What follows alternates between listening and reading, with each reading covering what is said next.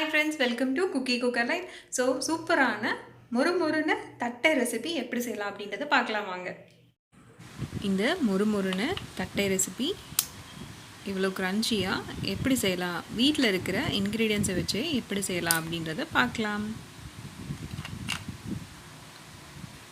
அதுக்கு முன்னாடி நம்மளோட சேனலை இன்னும் நீங்கள் சப்ஸ்கிரைப் பண்ணலை அப்படின்னா சப்ஸ்கிரைப் பண்ணிக்கோங்க. பக்கத்தில் இருக்கிற நோட்டிஃபிகேஷன் பெல் ஐக்கானையும் ப்ரெஸ் பண்ணி ஆல் அப்படின்னு செட் பண்ணிக்கோங்க. ஸோ ஃபஸ்ட்டு அடுப்பில் ஒரு கடாய் வச்சுக்கலாம். அதில் நான் வந்து ஒரு 200 கிராம் வந்து அரிசி மாவு வந்து எடுத்திருக்கேன். ரெடிமேட் அரிசி மாவு வந்து எடுத்திருக்கேன். சப்போஸ் அது வேண்டாம் அப்படின்னா நீங்கள் வந்து பச்சரிசி ஊற வச்சு கூட அதை வந்து உலர்த்தி அதை வந்து மாவாக அரைச்சிக்கோங்க. அந்த மாவை கூட நீங்கள் எடுத்து இந்த மாதிரி வந்து வறுத்துக்கோங்க. அடுப்பை வந்து நல்லா மீடியம் ஃப்ளேம்லேயே வச்சுக்கோங்க. இது வந்து கடையில் கிடைக்கிற அரிசி மாவு தான், இடியாப்ப மாவு அப்படின்னு சொல்லி வாங்கிக்கோங்க. இதில் ஒரு 200 கிராம்ஸ் வந்து இருக்கும். ஸோ இதை வந்து மீடியம் ஃப்ளேம்லேயே வச்சு நல்லா வந்து வறுத்துக்கோங்க. அரிசி மாவில் நல்லா ஈரப்பதமே இல்லாத அளவுக்கு நல்லா வறுத்து எடுத்துக்கலாம். அதோட கலர் வந்து சேஞ்ச் ஆகக்கூடாது. ஸோ இப்போ வந்து ஓரளவுக்கு நல்லா வறுத்தாச்சு. இந்த மாவு வந்து ஜலிச்சுக்கலாம்.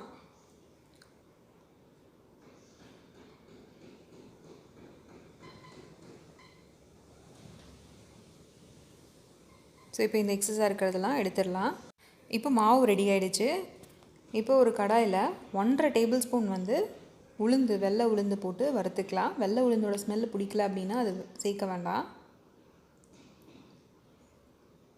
ஸோ இந்தளவுக்கு வறுத்தாச்சு. இதையும் வந்து பவுடர் பண்ணிக்கலாம். இப்போ வந்து அடுப்பில் ஆயில் வந்து பொரிக்கிறதுக்கு சூடு பண்ணிக்கலாம். இப்போ அந்த வெள்ளை உளுந்தை வந்து நல்லா ஃபைன் பவுடர் அரைச்சி வச்சுருக்கேன். அதையும் இந்த அரிசி மாவோடு சேர்த்து ஜலிச்சு எடுத்துக்கலாம். அது கூட வந்து ஒரு 1.5லேருந்து 2 டேபிள் ஸ்பூன் வந்து பொட்டுக்கடலையும் வந்து ஃபைன் பவுடர் அரைச்சி அதையும் வந்து சேர்த்திக்கலாம். இப்போ இந்த ஜலிச்ச மாவையெல்லாம் வந்து ஒரு பவுலில் வந்து போட்டுக்கலாம்.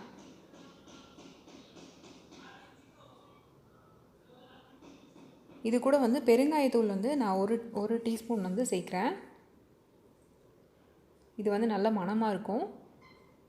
கட் பண்ணி வச்சுருக்க கருவேப்பிலை, அது கூட வந்து 3 பல் பூண்டு வந்து நல்லா ஃபைனாக கட் பண்ணி வச்சுக்கோங்க.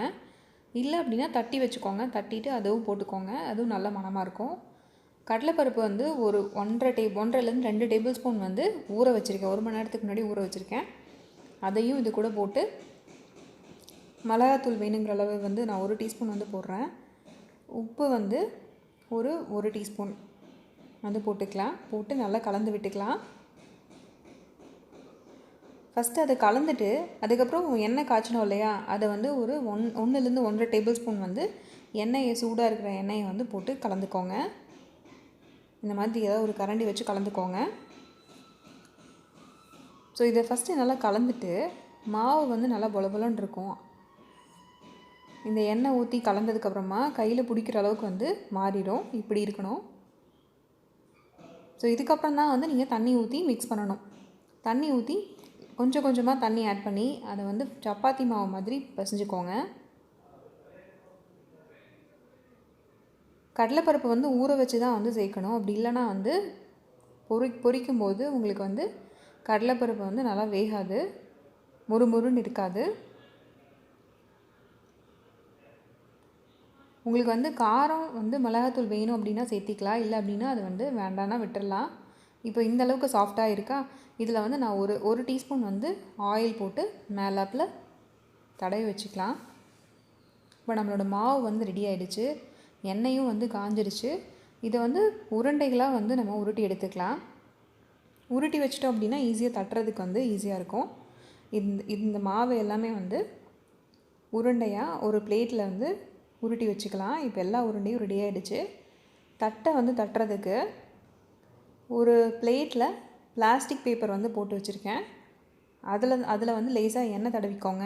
தடவிட்டு ஒரு உருண்டையாக வச்சு ரொம்ப நைஸாகவும் இல்லாமல் ரொம்ப மொத்தமாகவும் இல்லாமல் நார்மலாக இருக்கிற மாதிரி வச்சு தட்டிக்கோங்க. தட்டிட்டு ஈஸியாக எடுக்கிறதுக்கு முடியும். பிளாஸ்டிக் பேப்பர் போட்டிங்க அப்படின்னா இந்த அளவுக்கு திக்னஸில் வந்து இருந்தால் ஓகே.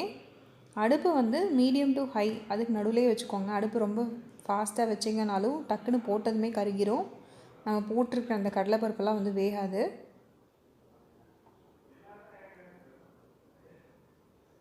ஒன்று ஒன்றா தட்டி இதில் வந்து ஒரு 4 தட்டை அந்த மாதிரி வந்து போட்டுக்கோங்க. கம்ப்ளீட்டாக அந்த பபிள்ஸ் ஃபுல்லாக அடங்கினதுக்கப்புறமா நீங்கள் வந்து தட்டையை வந்து எடுத்துக்கலாம். ஃபஸ்ட்டு போட்ட தட்டையை வந்து ஃபஸ்ட்டு எடுத்துக்கோங்க. இதோட கலர் வந்து நல்லா சேஞ்ச் ஆகணும். இதில் உங்களுக்கு வேணும் அப்படின்னா நீங்கள் நிலக்கடலை கூட உடச்சிட்டு சேர்த்திக்கலாம். அதுவும் நல்லா க்ரன்ச்சியாக இருக்கும். ஆயில் போட்டு மாவு பிசைகிறதுக்கு பதிலாக நீங்கள் வந்து பட்டர் கூட போட்டுக்கோங்க. பட்டர் வந்து 1லேருந்து 1 டேபிள் ஸ்பூன் வந்து பட்டர் அப்படியே போட்டு கூட பிசைஞ்சிக்கோங்க. அதுவும் நல்லா டேஸ்ட்டாக இருக்கும். உளுந்தோட ஃப்ளேவர் வேண்டாம் அப்படின்னா நீங்கள் வந்து பொட்டுக்கடலையே வந்து நீங்கள் மாவாக வந்து அரைச்சி அதை ஜலிச்சு அதவே நீங்கள் வந்து போட்டுக்கோங்க.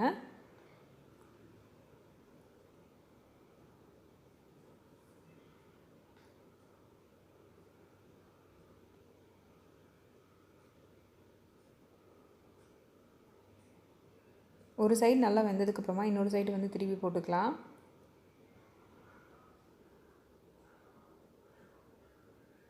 இப்போ நம்ம ஃபஸ்ட்டு போட்ட தட்டையோட கலர் வந்து மாறிடுச்சு.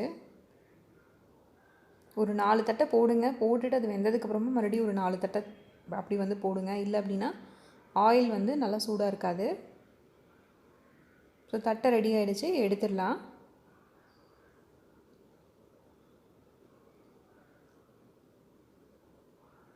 இந்த தட்டை வந்து ரொம்ப பொறுமையாக தான் வந்து செய்ய முடியும்.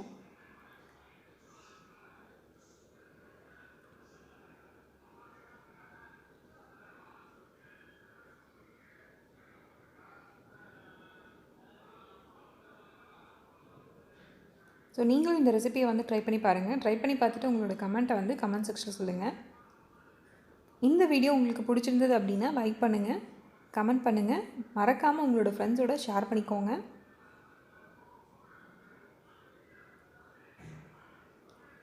இன்னும் நம்மளோட சேனலை சப்ஸ்கிரைப் பண்ணாமல் பார்க்குறீங்க அப்படின்னா சப்ஸ்கிரைப் பண்ணிக்கோங்க.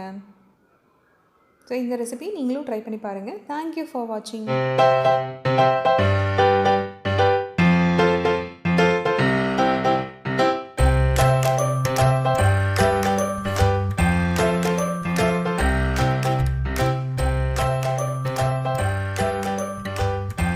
ரெசிபி உங்களுக்கு பிடிச்சிருந்தது அப்படின்னா லைக் பண்ணுங்கள், கமெண்ட் பண்ணுங்கள். மறக்காமல் நம்மளோட சேனலை சப்ஸ்கிரைப் பண்ணிக்கோங்க. தேங்க்யூ ஃபார் வாட்சிங்.